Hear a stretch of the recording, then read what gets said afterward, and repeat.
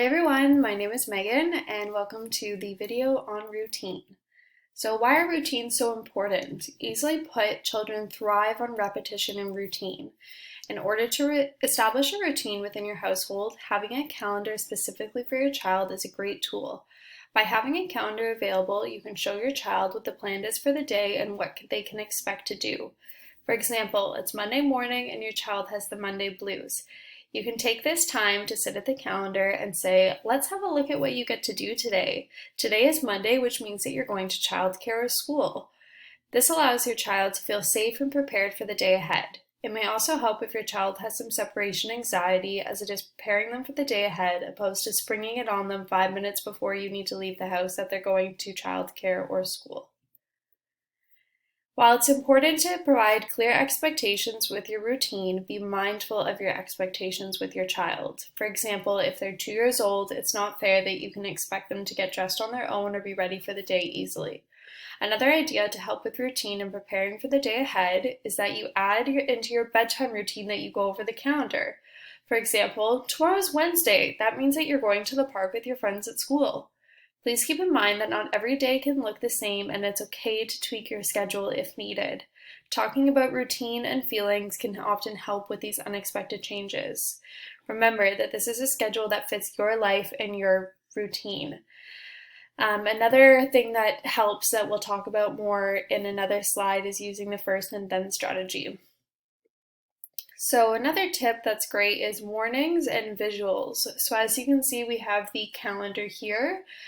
So this shows Jack's calendar, and then warnings are very helpful as well. So if your schedule is that you have dinner and then playtime and bath time, while you're engaging in playtime, you would just say, soon it's time for bath. And as bath time approaches, continue giving those warnings until it's time for bath, and you can say, now it's time for bath.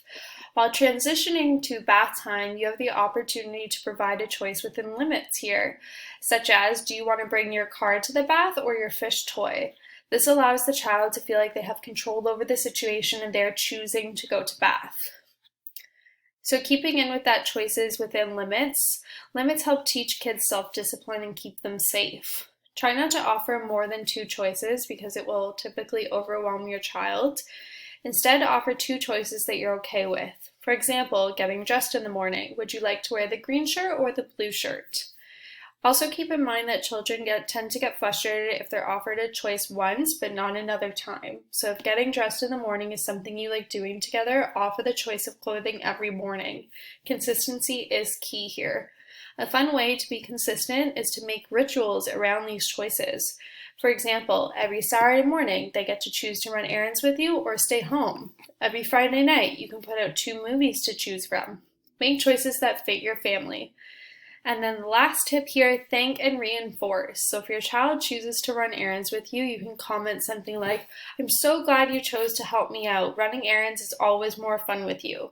Or if they choose Lion King instead of Spider-Man, you can say, thanks for choosing Lion King. I forgot how much I enjoy this movie. This really provides your child with a sense of security and confidence that they made the right decision, and it helps in further decision making.